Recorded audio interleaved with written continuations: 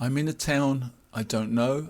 I've selected my destination and I've selected mode walk. The problem is that I don't have no sense of direction here. So the arrow is pointing in a funny direction. What do I have to do? Well, I turn in slowly in one direction to see if that's the right direction.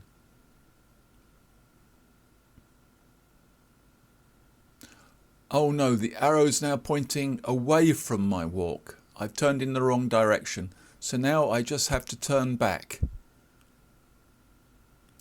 So I've turned 180 degrees, I've turned right round, and now the point of the arrow is pointing at my walk. That's the direction I need to start. I'm holding the phone vertically in front of me, and off I go. I can now start my walk.